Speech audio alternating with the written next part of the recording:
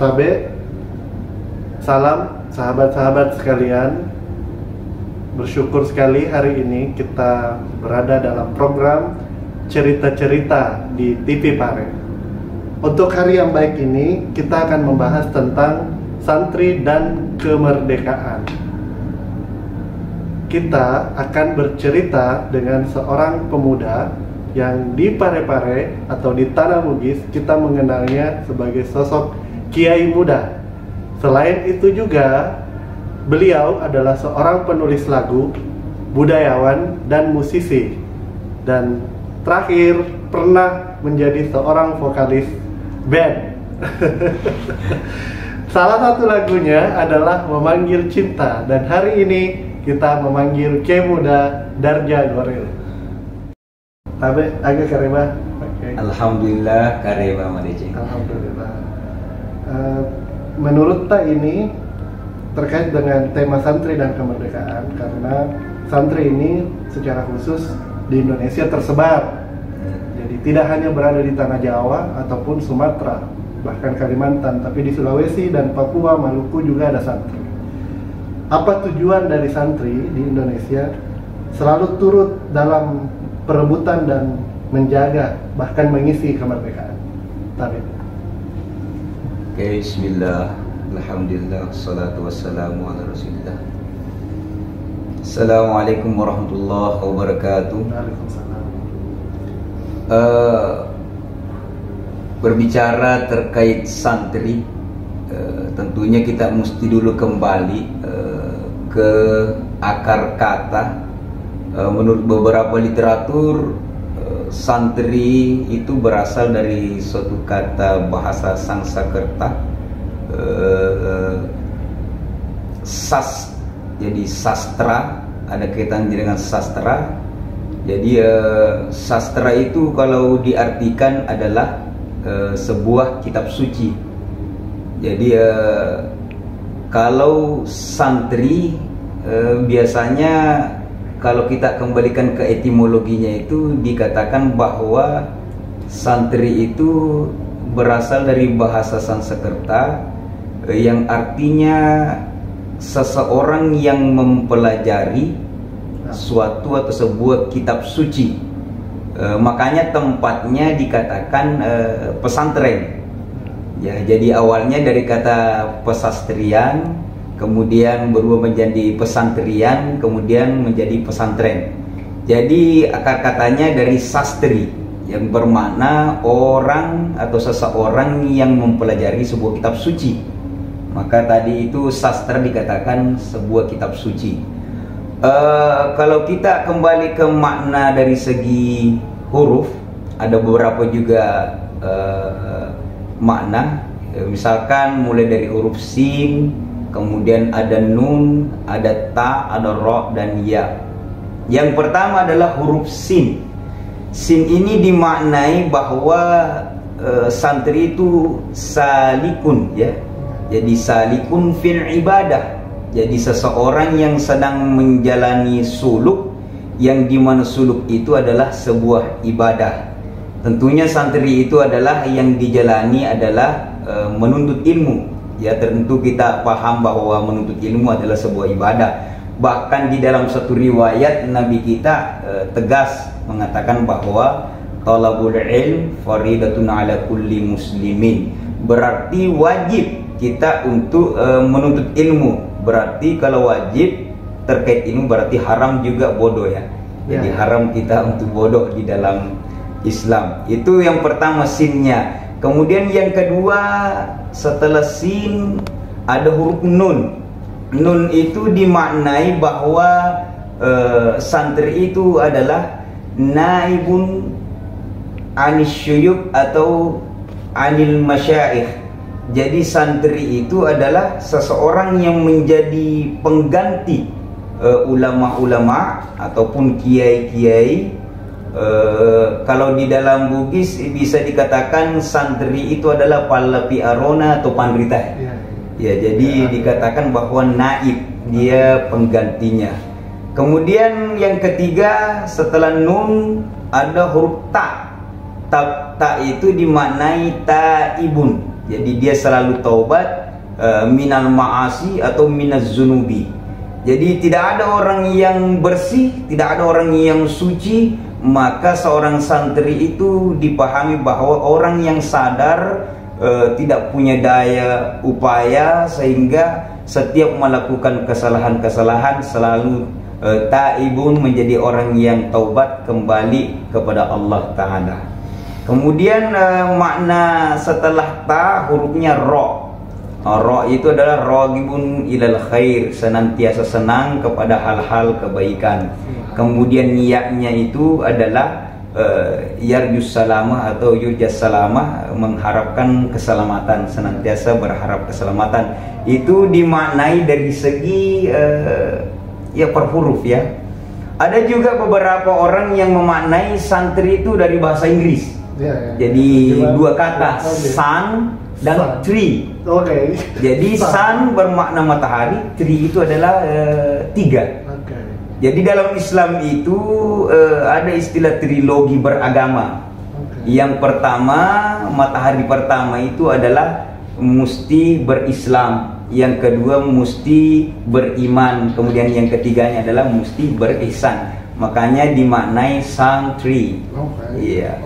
Ada juga yang memaknai santri bahasa Inggris juga santri.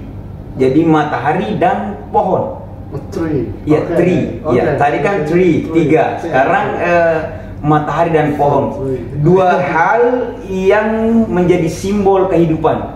Satu berada di atas, itulah matahari, sunnya. Kemudian tree itu adalah yang ada di bumi. Dan bumi itu terus, pohon itu di bumi terus tumbuh, berkembang hingga berbuah, sehingga bisa bermanfaat bagi makhluk-makhluk yang tinggal di bumi.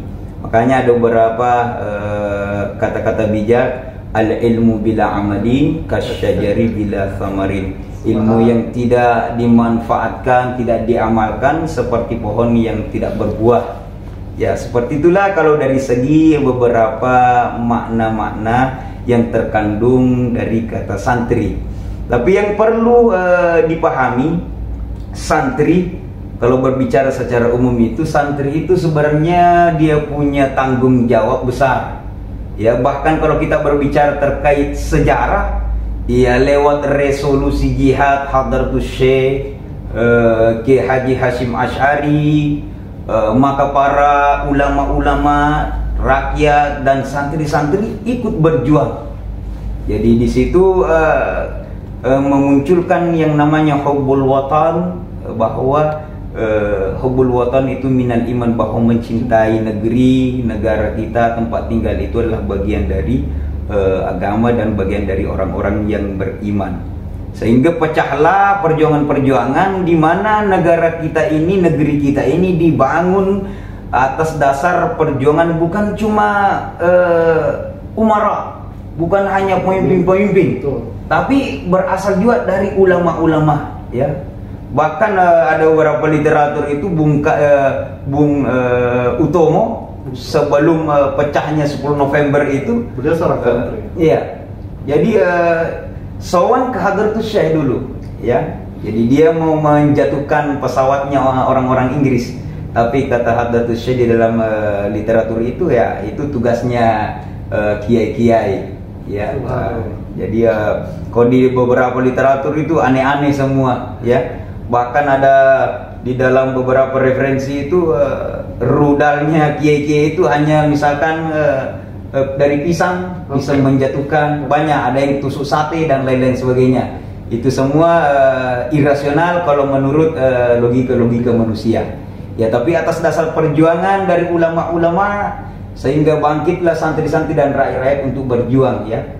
Bahkan ada yang mengatakan bahwa hampir seluruh dunia kebanyakan merdekanya diberi, tapi satu-satunya negeri negara yang merdeka atas jerih payah leluhurnya, para ulama-ulamanya dan umaranya yang terdahulu. Itulah salah satu kenapa kita mesti mensyukuri dengan cara senantiasa memperingati kemerdekaan kita. Selanjutnya juga terkait santri, ya, Makanya santri itu perlu juga memahami bahwa santri itu tidak sekedar label saja, ya, karena banyak sekarang karena sudah ada hari santri semua berbondong-bondong menjadi merasa mengaku santri. Ya, setidaknya ada yang bilang santri setidaknya kalau sudah pernah masuk pesantren ya santri. Tapi perlu diketahui bahwa santri itu punya tanggung jawab. Setidaknya kalau yang banyak saya telusuri, setidaknya ada 4 yang penting. Ya, oke. Yang pertama itu mesti menjaga. Jadi keempat ini terkait sanad, ya. Jadi terkait sanad. Yang pertama adalah sanad ilmu, ya, mesti dijaga. Makanya santri itu jarang istilahnya, kalau santri sekarang itu hanya belajar mungkin di kayak Google searching, tapi dia betul-betul mendatangi atau tinggal di pesantren dalam beberapa waktu yang lama. Karena untuk istilahnya menjaga sanad keilmuan, di mana sanad keilmuan itu yang tersambung sampai ke baginda Al-Mustafa Muhammadin sallallahu alaihi wasallam. Kemudian yang kedua terkait sanad perjuangan.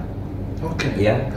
Kalau secara umum di Nusantara, di Indonesia itu sanad perjuangan itu ada yang mengaitkan bahwa dia berawal di Pangeran Diponegoro. Kemudian hampir di setiap daerah-daerah, terutama kalau di daerah kita di Tanah Bugis itu ya hampir seluruh mungkin pejuang-pejuang itu adalah sanadnya dari Diponegoro, ya. Jadi itu yang kedua adalah melanjutkan sanad perjuangan, menjaga sanad perjuangan itu. Kemudian yang ketiga adalah ini yang hanya beberapa yang masih memahami atau senang dengan istilah ini, karena kadang ada yang masih risih. Ini sanad toreka. Ya, jadi santri sebenarnya juga itu mesti menjaga sanad toreka. Ya, kalau toreka kalau di Nahdiyin, Nahdlatul Ulama itu kan ada sekitar 50-an itu yang muktabarah. Ya, muktabarah itu maksudnya sanadnya jelas, silsilahnya sampai ke Nabi kita Muhammadin sallallahu alaihi wasallam. Kemudian yang keempat, saya tambahkan ini yang keempat, sanad tradisi di daerah masing-masing. Ya. Jadi saya ingin sampaikan di sini bahwa terlalu banyak sejarah yang diputarbalikkan, ya. Terutama sejarah terkait yang mengatakan bahwa leluhur kita itu adalah orang goblok, orang bodoh, ya. Saya orang yang paling tidak percaya dengan hal itu, ya. Jadi kita kan biasa dengar istilah 3G orang Belanda, ada glory, ada gospel, kemudian yang ketiga gold, ya, itu yang dicari. Sebenarnya di antara ketiga ada yang lebih yang dicuri dari kita. Itu adalah terkait kalau di Bugis kan ada istilah lontara yang berisi semua terkait apa budaya tradisi yang ada di Bugis ini, ya. Jadi ini yang banyak sebenarnya tidak, sehingga sejarah gampang diputarbalikkan, ya. Jadi banyak sekarang generasi milenial menyangka bahwa leluhur kita orang-orang bodoh, ya. Padahal sebaliknya, ya, canggih sekali. Ya, karena sebenarnya untuk menghancurkan suatu negeri itu salah satunya memutuskan, ya, kebenaran sebuah sejarahnya, ya. Dan itu yang harus kita banggakan, ya. Kalau kita di Sulawesi ini hampir ceritanya banyak zuriah Rasul, banyak kita temukan makam-makam istilahnya para pejuang-pejuang yang istilahnya bukan orang-orang biasa. Ada wali pitu, iya, ya, terutama di Bugis itu ya wali pitu, ya. Jadi itu terkait tradisi-tradisi budaya. Jadi cuma banyak yang tidak memahami sehingga biasa terkadang menganggap apa yang dilakukan para leluhur kita terdahulu itu dianggap untuk kalau generasi sekarang musyrik, ya. Padahal butuh pemahaman, butuh memahami, ya. Kalau yang saya pahami, saya kaitkan dengan ajaran Islam, ya. ada yang ke batu, ada yang ke kuburan leluhur, ada yang ke pohon. Ya itu sama halnya di dalam ajaran Islam, terutama paling banyak diajarkan di pesantren-pesantren Nahdiyin ya, Nahdlatul Ulama. Wabtagu ilaihil wasilah. Ya, itu perintah Allah Ta'ala untuk carilah wasilah. Ya ayyuhalladzina amanu ittaqullaha wabtagu ilaihil wasilah. Cari wasilah, cari perantara. Jadi leluhur kita itu saking hormat kepada apa yang diciptakan Allah Ta'ala, menghargai sehingga banyak ritual-ritualnya. Cuma masuknya Islam yang mungkin menyimpang jauh dari ajaran mungkin sudah ditinggalkan. Tapi sebenarnya masih banyak sebenarnya hal-hal yang sebenarnya tidak menyimpang dari ajaran-ajaran Islam saat ini. Karena adab di Bugis itu, terutama di Sulawesi, di Bugis itu, Bugis Makassar itu tinggi sekali. Ya, sama dengan adab yang diajarkan Rasulullah, sama dengan yang sering kita dengar sifat tahu, saling memanusiakan. Itu Rasulullah sekali itu.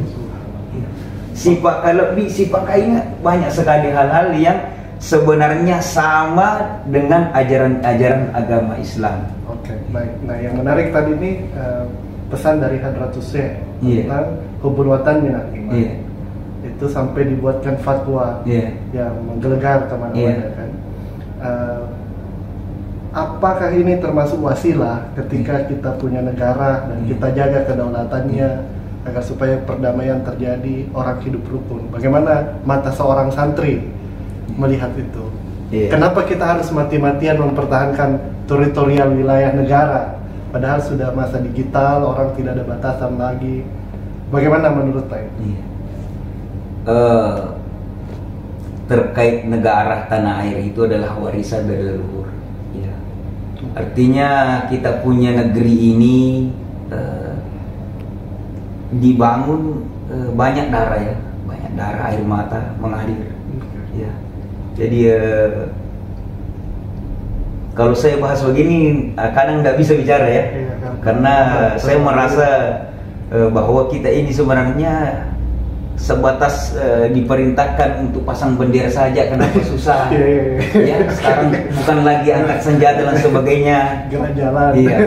Jadi kebetulan saya kan salah satu mungkin orang ceritanya yang senang dengan ziarah-ziarah makam, dan itu ada kaitannya memang dengan semangat ceritanya pejuang-pejuang kita. Kalau kita sering ziarah makam para pejuang, kemudian raja-raja, kemudian para wali-wali atau pandita, di situ terkadang kita merasa bahwa karena jasa-jasa beliaulah sehingga sampai saat ini kita bisa ibadah dengan tenang, tidak was-was, tidak takut, tidak ada lagi suara-suara bom dan sebagainya, suara senjata. Kita bisa ibadah dengan tenang ya.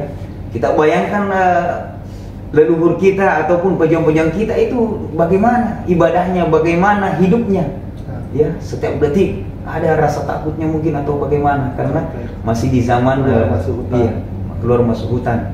Jadi kalau terkait perjuangan untuk generasi-generasi sekarang ya, minimallah kita menghargai, menghormati ya, takzim ya. Saya teringat setiap saya menyaksikan mungkin ceramah-ceramah dari Bapak Kiai Haji Prof. Nasaruddin ya, Nasruddin Umar. Beliau selalu menyampaikan bahwa jangan cuma belajar sama orang hidup. Ya. Betul. Ya.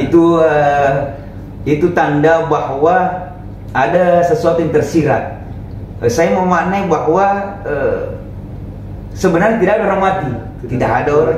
Makanya kita mesti juga menyambung silaturahim dengan para leluhur kita, para pejuang-pejuang kita. Ya, minimallah kita mendapatkan semangatnya yang terus membareng, terus hidup. Iya. Perjuangannya. Iya, perjuangannya. Oke. Terakhir, Pak, ini sebagai santri di Tanah Bugis, bagaimana kita akhirnya bisa merasakan atau menghayati, selain daripada mungkin mengunjungi pahlawan-pahlawan yang malindrung itu tadi, apa langkah-langkah strategis siasat? Apakah penting memang harus turun mengambil bagian di politik sampai harus menjabat. Bagaimana kita melihat itu? Ini kan semakin banyak gejolak-gejolak yang dilakukan juga oleh santri-santri. Bagaimana kita pandangan Pak? Iya. Jadi begini, ada beberapa pendapat ya dari para tokoh-tokoh Nahdlatul Ulama bahwa ada beberapa macam atau versi dari santri atau kiai itu ya. Jadi ada beberapa versi, makanya nanti tergantung mau masuk di mana atau merasa masuk di mana. Ya. Yang pertama itu ada salah satu jenis namanya bisa dikatakan kiai sumur. Ya. Sumur itu kan sumber kehidupan, jadi disimbolkan ilmu. Jadi ada ulama-ulama kita, tokoh kita, istilahnya memang fokusnya adalah memberikan ilmu. Jadi timba-timba atau para santrinya datang untuk menimba ilmu. Jadi fokusnya ke situ, itu dikatakan biasanya ulama kita kiai sumur. Ya, fokusnya tentang keilmuan. Kalau yang sekarang mungkin yang banyak viral misalkan Gus Baha, jadi keilmuan-keilmuan seperti itu. Ya, jadi kiai sumur. Yang kedua ada juga kategori yang jenis kedua ini dikatakan kiai tutur. Kalau ini orang bilang dia menguasai public speaking, retorikanya bagus, jadi senangnya dakwah. Ya kayak kan mungkin yang dari zaman dulu kan ada kita dengar almarhum Kiai Zainuddin MZ ya, dengan beberapa karakternya. Jadi ada memang beberapa jenis kiai yang fokusnya ke sini. Jadi dakwah dengan masing-masing punya karakter. Ini biasanya dikatakan kiai tutur. Ya, jadi seni berbicaranya, olahnya dalam menyampaikan dakwah itu punya khas. Iya.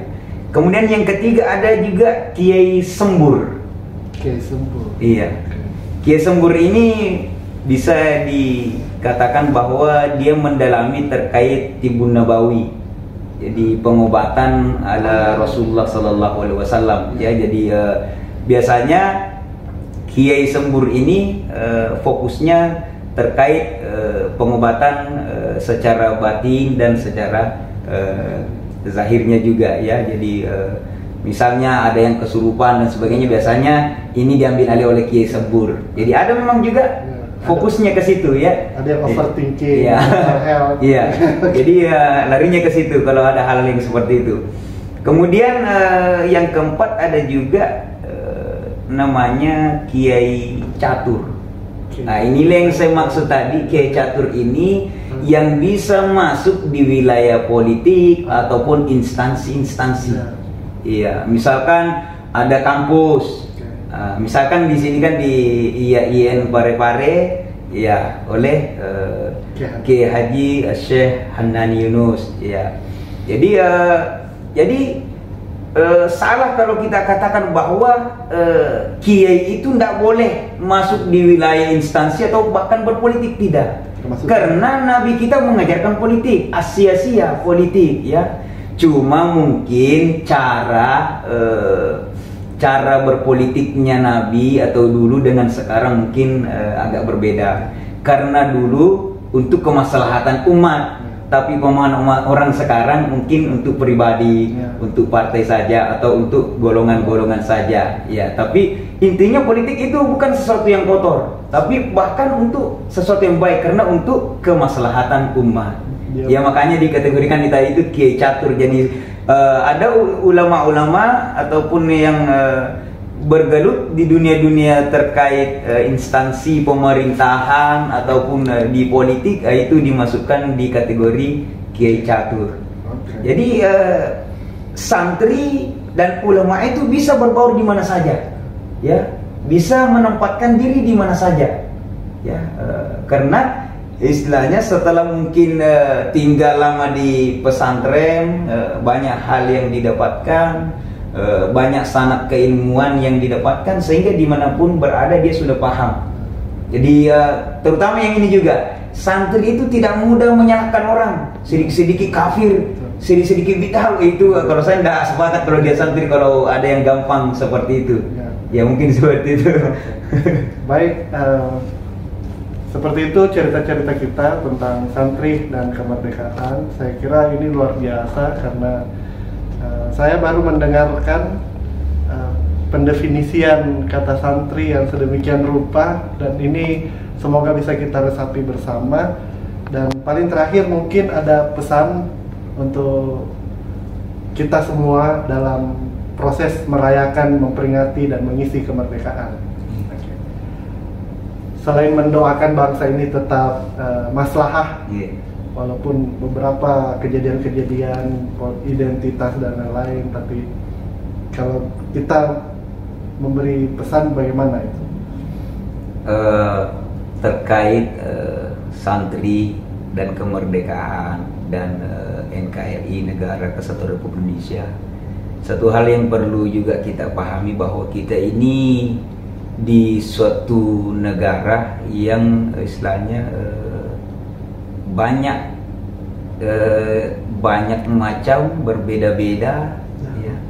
Jadi terkait sukunya, bangsanya, bahasanya, pokoknya beragam, ya. Jadi karena beragamnya, kebanyakan orang-orang yang tidak senang ataupun kelompok yang tidak senang dengan kita punya negara ini, masuknya menyerangnya lewat di situ. Makanya perlu menjaga beberapa hal, ya. Kalau di dalam Islam ada istilah ukhuwah, kita jaga persaudaraan. Pertama, kita jaga persaudaraan dalam ukhuwah Islamiyah. Jadi apapun organisasi kita, macam-macam organisasi, macam-macam aliran, ingat kita ini satu, la ilaha illallah Muhammadur Rasulullah. Maka buang semua itu perbedaan, istilahnya jangan bertengkar karena berbeda. Jadi itu pertama, ukhuwah Islamiyah. Meskipun beda organisasi aliran, kita satu kalimat la ilaha illallah Muhammadur Rasulullah. Kemudian yang kedua, ada juga ukhuwah wataniyah. Kita ini adalah meskipun mungkin beda agama, tapi kita dinaungi oleh tanah air Indonesia, maka kita ini bersaudara semua meskipun beda agama. Itu juga yang dijaga. Jangan sampai ada yang ingin memecah belah dengan mengatasnamakan agama, ras dan sebagainya. Itu yang perlu kita perhatikan.